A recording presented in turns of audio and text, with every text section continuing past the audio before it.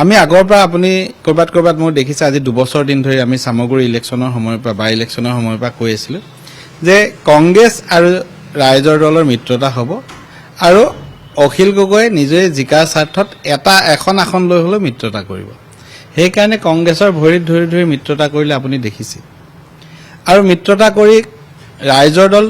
সফল হ'ল তেওঁলোকে এখনৰ পৰা দুখন আসন পালে হয়তো ঢিঙত মিত্ৰতা নকৰা হলে ৰাইজৰ দল জিকিব নোৱাৰিলেহেঁতেন শিৱসাগৰত জিকিব নোৱাৰিলেহেঁতেন কংগ্ৰেছৰ সমৰ্থন লৈ জিকিলে এতিয়া অসমত ৰাজনীতিটো এনেকুৱা যে সনাতনী হিন্দু আমাৰ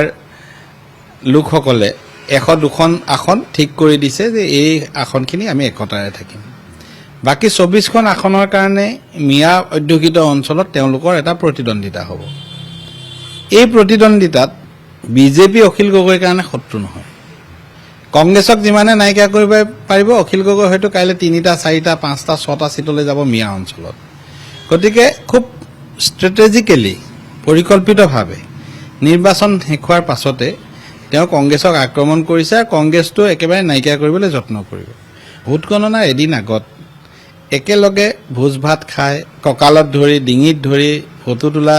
দুজন ব্যক্তিয়ে এটা দিনৰ পাছতে যেতিয়া এনে ধৰণে এটা ব্যৱহাৰ কৰিব পাৰে আজি এটা এনেকুৱা লাগিছে যে আমি বিজেপি ৰাইজৰ দলৰ বা কংগ্ৰেছৰ শত্ৰু নহয় তেওঁলোকে পৰস্পৰৰ শত্ৰু আনহলি এলায়েন্স আছিলে তেওঁলোকৰ অপবিত্ৰ বান্ধোন এই বান্ধোনটো তেওঁলোকৰ মাজত চূড়ান্ত শত্ৰুতালৈ যাব আৰু কংগ্ৰেছৰ যি অৱশিষ্ট আছে তাত অখিল গগৈ প্ৰত্যক্ষভাৱে এটা আক্ৰমণ কৰিব